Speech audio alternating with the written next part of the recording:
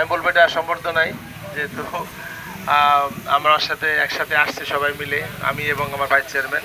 আজকে উপস্থিত আছেন আমাদের এখানে জাকির ব্যাপারী, আমার ছোটো ভাই শামীম, এবং আমাদের আরেক ভাইস চেয়ারম্যান আমাদের, এবং সিরাজ ভাই, আমাদের আক্তার ভাই, আয়াল, হ্যাঁ, এখানে অনেকেই সবার, শামীম, আমাদের ইয়ামিন, অনেকে এখানে আছেন। সকলকে নিয়ে আজকে আমাদের এখানে আজকে উঠান বৈঠক এবং শুভেচ্ছা জ্ঞাপন যে অনুষ্ঠান, সেই অনুষ্ঠানে আজকে আসতে পেরে আমি আনন্দিত।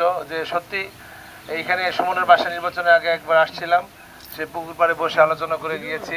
আজকে এই নির্বাচনের পর আপনারা যেভাবে আমাকে বিজয় করেছেন, আমি মনে করি বিজয় একটি, আমি মনে করি অপ্রত্যাশিত বিজয়। যে বিজয় অপ্রত্যাশিত বিজয় কেন বলবো অপ্রত্যাশিত? কারণ এই বিজয়টি যার সাথে আমরা নির্বাচন করেছি সে বরাবরই বলে আসছে যে সে 30,000 ভোট বেশি পেয়ে পাশ করবে, কিন্তু আমার মনে আত্মবিশ্বাস ছিল যে গাউদিয়া থেকে আমরা অবশ্যই ভালো রেজাল্ট করবো। কারণ এখানে আপনারা গাউদিয়া যারা আছেন তারা সকলেই একজোট হয়ে আপনারা বলেছেন যে না, গাউদিয়া আপনাকে একটা ভালো রেজাল্ট দিব, এবং গাউদিয়ার রেজাল্ট পেয়ে গাউদিয়ার রেজাল্ট মাথা চিন্তা করে আমি চিন্তা করেছি যে অবশ্যই আমি একটা হয়তো কিছু মার্জিনাল 5-7,000 ভোট পেয়ে বেশি পাস করব, এরকম একটা আমার চিন্তা ছিল। কিন্তু আপনাদের যে স্বতঃস্ফূর্ত ছাড়া এবং প্রতিটি এলাকায় যেভাবে দেখেছি যে তার সত্যিকার অর্থেই আমি মনে করি যে এটা অপ্রত্যাশিত বিজয়, এবং প্রায় 21,000 ভোট বেশি পেয়ে আমরা পাস করেছি।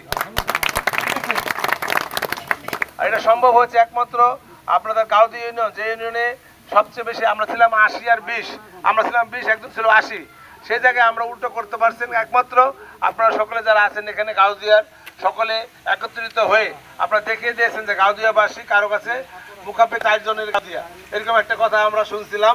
কিন্তু আসলে আপনারা বুঝাই দিচ্ছেন যে না, যার ভোটের মানে শেষে আমি কারো, আপনার ভোট কারো লিস্ট দিয়ে দেন না, এটা আপনার প্রমাণ করে দিয়েছেন যে না, আপনারা গাউদিয়াবাসী কারো কাছে বিকৃত না, বা গাউদিয়াবাসী কারো পকেটের না, যে না আমি বললাম পরে গাউদিয়াবাসী পকেটের মতো ভোট ওখানে ভোট দিয়ে দিলে এরকম না। আপনারা সবাই দেখাই দিচ্ছেন যে না, যাকে যার দ্বারা আপনারা উপকৃত হবে।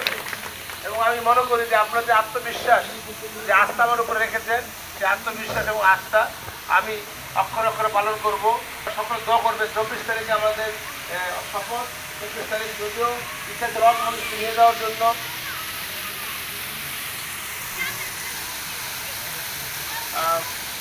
আমাদের অনেক লোককে নেওয়ার ইচ্ছা ছিল, কিন্তু ওখানে ঢাকায় হবে শপথটা, ঢাকায় আপনারা দোয়া করবেন। 24 তারিখের পরে আমরা ইনশাল্লাহ যখন ওখানে বসবো আমাদের শপথ হস্তান্তর হবে।